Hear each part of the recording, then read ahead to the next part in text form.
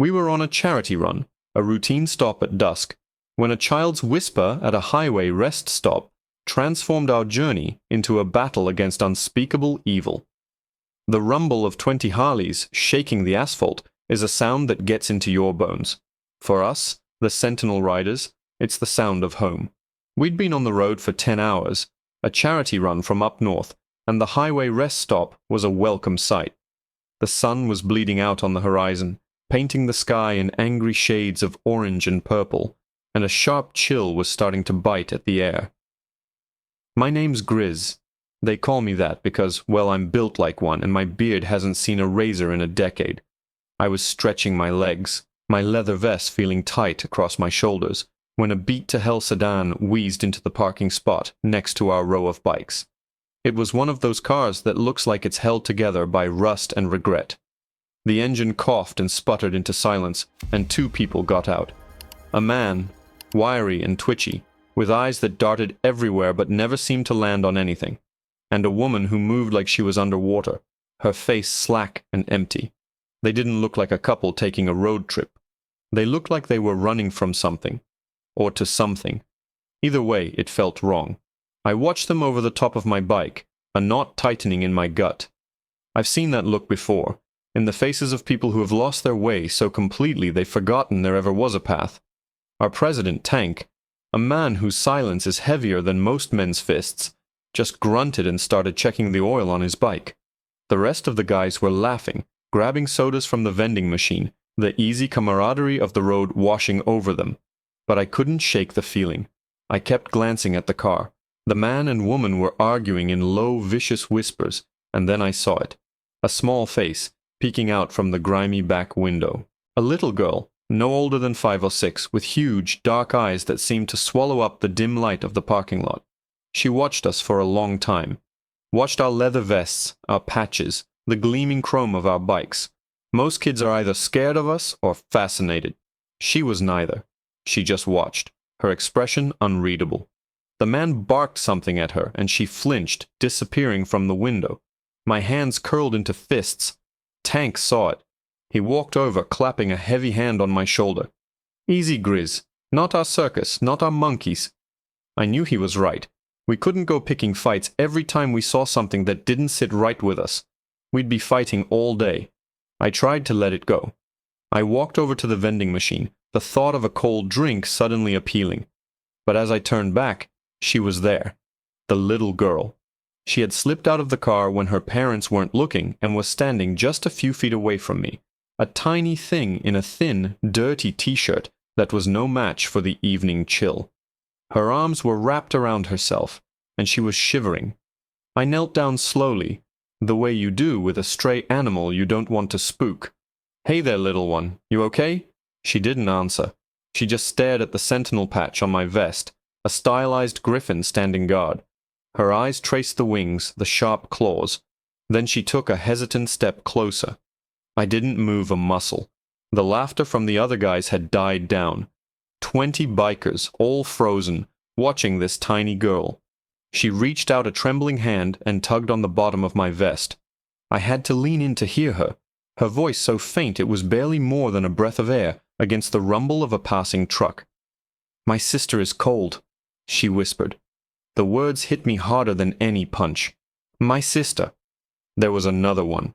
I followed her gaze back to the car, and then I saw her, in a makeshift car seat in the back, practically buried under a pile of fast food wrappers and dirty clothes, was a baby. It couldn't have been more than a few months old. It was wrapped in a blanket so thin it was almost transparent. Its face was pale, and its tiny lips had a terrifying blue tinge to them. It wasn't moving. Something inside me snapped. The calm, the not our circus mentality, it all evaporated. I stood up, and Tank was right beside me, his face a mask of stone. He'd seen it too. He didn't even have to give an order. The sentinels formed up behind us, a silent wall of leather and muscle. We started walking towards the car. The twitchy man saw us coming. His eyes widened, first in fear, then in belligerent anger. "What do you want?" he snarled, stepping in front of the car door, blocking our path. "Get away from my car." Tank spoke, his voice a low growl. Your baby is cold. We're going to get you a room for the night. Get the kids some warm food." The man laughed, a harsh, ugly sound. "We don't need anything from you freaks." He reached back to grab the little girl, who had hidden herself behind my leg. "Get over here, you little brat." I put my arm out, shielding her. "Don't touch her," I said, my voice dangerously quiet. The man's eyes narrowed into slits of pure venom.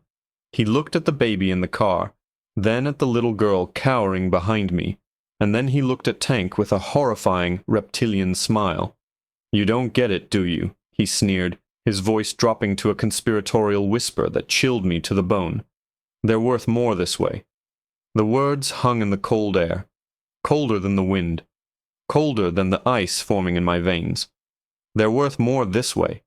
It wasn't just a threat. It was a business statement. A chill, dead-eyed calculation that had nothing to do with parenthood and everything to do with profit. For a second, the entire rest stop seemed to hold its breath. Even the drone of the highway faded away. It was just us, them, and the unspoken horror of what he'd just admitted.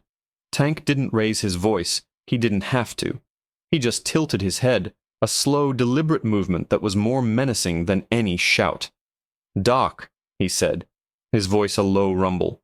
"Get the kids." That's all it took. 2 words, an order and a mission. Our club medic, a former Army corpsman named Doc, who'd seen hell in the desert and brought most of it back with him in his eyes, started moving towards the car's back door. 2 other sentinels, hulking figures named Bones and Hammer, moved with him, flanking him like Secret Service agents. The twitchy man, the father, if you could call him that, panicked. He lunged not at Doc but back towards the driver's side door. "Get in the car, Martha," he shrieked at the woman, his voice cracking with a mix of fear and rage. "We're leaving." But he never made it. Hammer's arm shot out, catching him by the collar of his grimy jacket. The man was lifted off his feet for a split second, before being slammed against the side of his own sedan with a sickening thud. The sound of his head hitting the metal echoed in the quiet lot. He slumped, dazed, and Bones was on him, cuffing his hands behind his back with a set of heavy-duty zip ties he always carried. It was over in less than 3 seconds.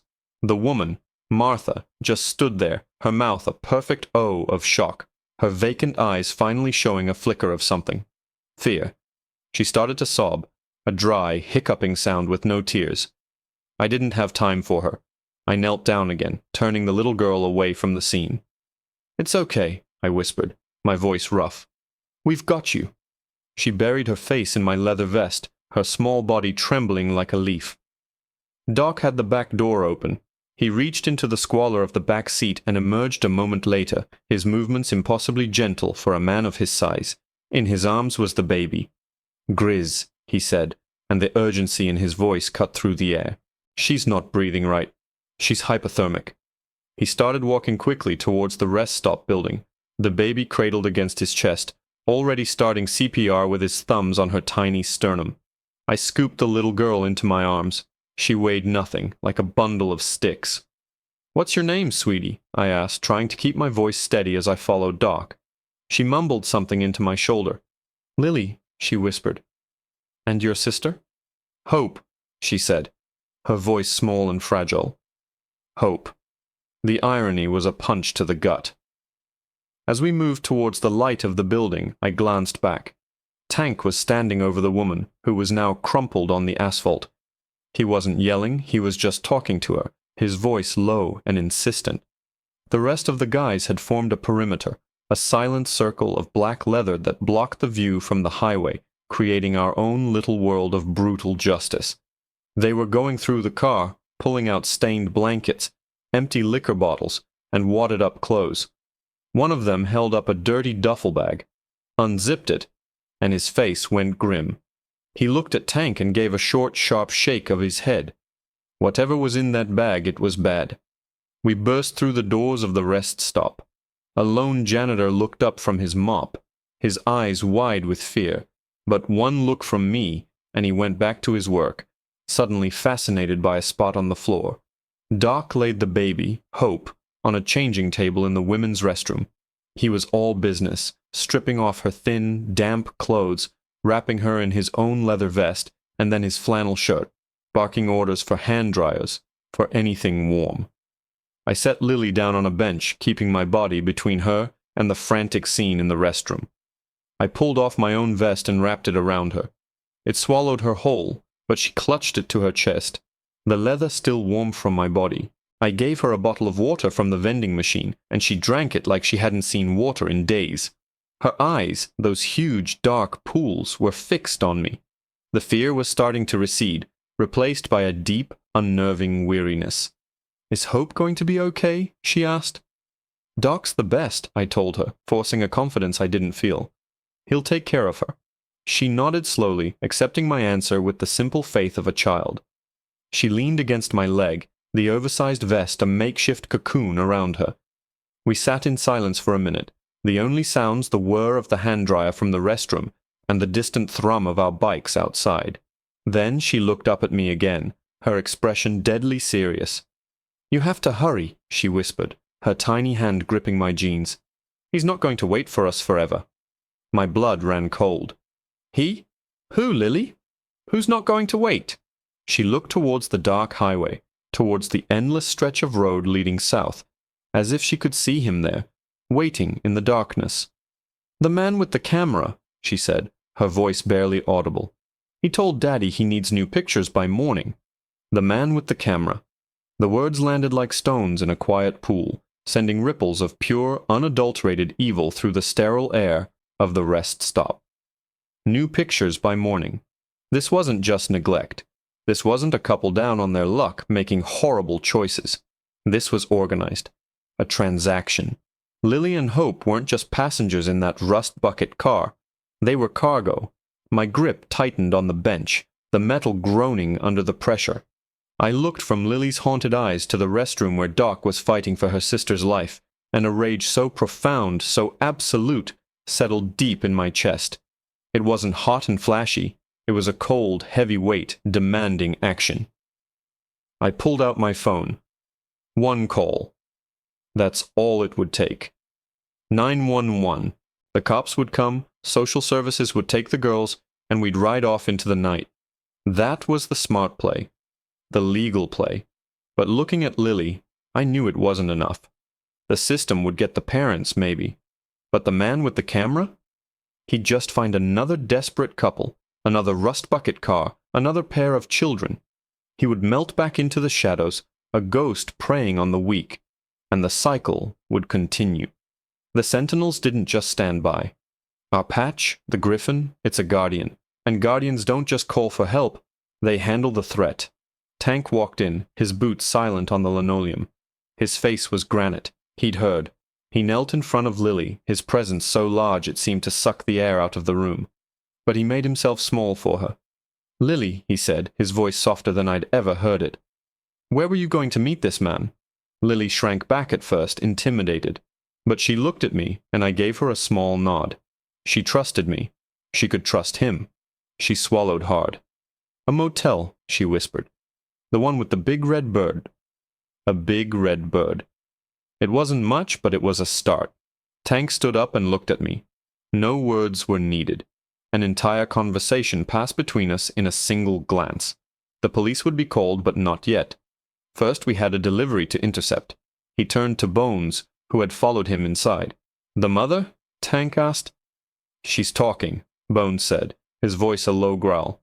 "Said they were headed for the Red Cardinal Inn, about 40 miles south of here. Room 113. They were supposed to be there by midnight. Said the guy's name is Silas. He pays cash. She's a mess, Tank. Said they owed him money. Owed him money. So they were selling their own children to settle a debt. The sickness of it all threatened to choke me. Tank's jaw was a knot of pure steel. He pulled out his own phone and made a call, but it wasn't to the police. "Prospect," he said into the phone. "I need eyes on the Red Cardinal Inn, Route 87. Now! Room 113. Guy named Silas.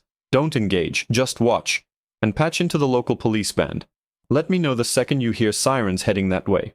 He hung up. Our newest prospect, a kid barely out of his teens, was our scout. Fast bike. Even faster wits. He'd be there in 20 minutes. Just then, Doc came out of the restroom. His face was pale and slick with sweat, but the look in his eyes was one of grim triumph. "She's stable," he said, his voice raspy. "Breathing on her own. Her core temp is still dangerously low, but she's a fighter." He had hope wrapped in layers of paper towels under his flannel, a makeshift incubator. Lily ran to him, peering at the tiny bundle. A small, weak cry came from within the layers, and Lily's face broke into the first real smile I'd seen. It was like watching the sun rise. "Okay," Tank said, his focus absolute. "New plan. Grizz, you and Doc stay with the girls. Get them to the county hospital. Tell them you found them abandoned. Don't mention us. Don't mention the parents. You're just two concerned citizens. We can't have the club officially involved, not yet." He looked at me, and I knew what he was leaving unsaid. If this went sideways, we needed plausible deniability. I hated it, but he was right. The club had to be protected if it was going to continue to do good. "And you?" I asked, already knowing the answer. A dark fire lit in Tank's eyes. "Me and the others," he said, his voice dropping to a gravelly whisper, "are going to have a little chat with a man named Silas at the Red Cardinal Inn. We just want to see his pictures." He turned to leave, the rest of the club falling into formation behind him. They moved like a single organism, a predator scenting blood. As they walked out the door, the rumble of their bikes starting up one by one was the sound of impending judgment. I watched them go, a knot of pride and fear twisting in my stomach. I was staying behind, my duty clear. Protect the children. But another part of me, the part that wore the sentinel patch, yearned to be riding with them, to be there when they kicked in the door of room 113. Doc put a hand on my shoulder. "Let's go, brother. These girls need us." I nodded, scooping a now sleeping Lily into my arms, while Doc held Hope securely. We walked out a different door, towards Doc's old van he used for club business, keeping to the shadows. As we settled the girls in the back, surrounded by emergency blankets from Doc's medkit, my phone buzzed. It was a text from Tank. Just 3 words. "Prospects in place." Another buzz. This one was a picture. It was a grainy cell phone shot, taken from a distance. It showed the door to room 113 of a seedy-looking motel, a faded red bird logo on the sign above. Standing outside the door, smoking a cigarette under the sickly yellow porch light, was a man. He was tall and thin, with a slick predatory look about him even from 100 yards away. But it wasn't the man that made my breath catch in my throat. It was the large professional-looking camera bag slung over his shoulder, and the small white van parked in the space in front of the room. The side of the van was mostly in shadow, but I could just make out the lettering on the door, stenciled in a cheerful, family-friendly font. It read, "Fun Times Family Portraits." The words on that van were a special kind of profane. Fun Times Family Portraits. It was a costume, a disguise designed to make the monstrous seem mundane. Silas wasn't just some back-alley predator. He was hiding in plain sight, using the trappings of innocence as his shield. I showed the picture to Doc. He didn't say anything, just started the van with a grim finality, his knuckles white on the steering wheel. Our job was clear. Get Lily and Hope to safety no matter what. The drive to the hospital was the longest 20 minutes of my life. Lily slept in the back, a deep, exhausted sleep, while Hope's cries had softened to whimpers. We were a strange sight, 2 burly bikers in a beat-up van, but when we walked into the emergency room with 2 hypothermic children, no one asked any questions. The nurses and doctors swarmed, their professionalism a calming balm on my frayed nerves. We gave our statement to a weary-looking county sheriff's deputy, spinning the story Tank had laid out. Found them abandoned at a rest stop. Didn't see anyone, just wanted to help. The deputy looked at our vests, at the grime under my nails, and I could see the skepticism in his eyes. But he also saw the genuine concern, and the fact was 2 kids who desperately needed help were now getting it. He took our names and numbers and let us go. The moment we were outside, my phone buzzed again. It was a text from Prospect. "Cops are rolling, 5 cars, heading south on AT7, ETA 10 minutes. My heart hammered in my chest. 10 minutes. That was the window. Whatever Tank was planning, it had to happen now. I looked at Doc. "They're on the clock." He just nodded, his face unreadable. We got back in the van and just sat, the silence thick with unspoken tension, waiting for a call we knew had to come. What happened at the Red Cardinal Inn wasn't something I saw with my own eyes, but it was pieced together for me later, told in hushed tones back at the clubhouse. Tank and the boys didn't roll up on their bikes. They parked a quarter-mile down the road and came in on foot, ghosts in the darkness. They moved like the wraiths Silas deserved to be haunted by. They didn't kick the door in.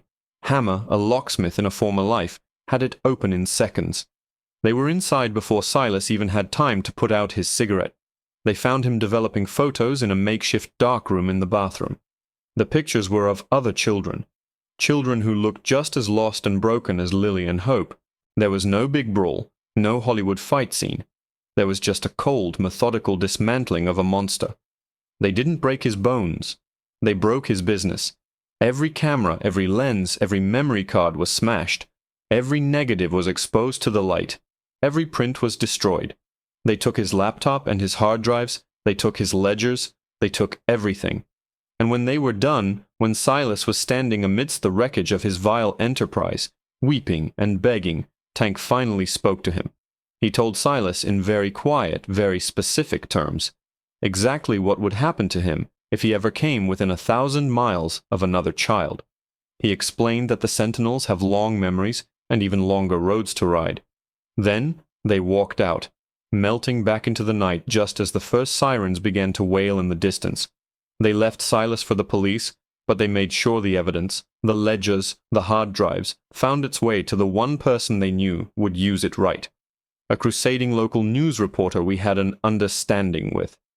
By the time the news broke the next morning, it was a firestorm. The story wasn't about a biker gang. It was about an anonymous tip that led to the arrest of a man named Silas Miller, the ringleader of a massive child exploitation ring. The ledgers implicated dozens of people across 3 states. The hard drives were a gallery of horrors, but they were also the key to rescuing 16 other children. The twitchy father and the vacant mother, their real names buried in the court documents, were a footnote. They sang like canaries, giving up everything they knew for a lighter sentence. They would rot in prison, forgotten and unmourned. The real headline, the one that made the national news, was the story of 2 good Samaritans who found 2 little girls at a rest stop. The news hailed us as heroes. They never knew our names, just 2 bikers. That was all we ever wanted to be. A few weeks later, we got a call from the social worker assigned to Lily and Hope's case. She told us they were thriving. They'd been placed with a foster family, an older couple on a small farm who had a knack for healing broken things. She said Lily had been asking about the big fuzzy man with the bird jacket. I had to clear my throat before I could speak. We set up a trust fund for the girls with the contents of Silas's wallet and a few anonymous club donations. It was enough to ensure they'd never have to worry about money again. We'll watch over them from a distance, a silent promise carried on the rumble of our engines. They'll never have to know about the darkness we walk through for them. All they need to know is that one cold night, when all hope seemed lost, the Guardians answered the call.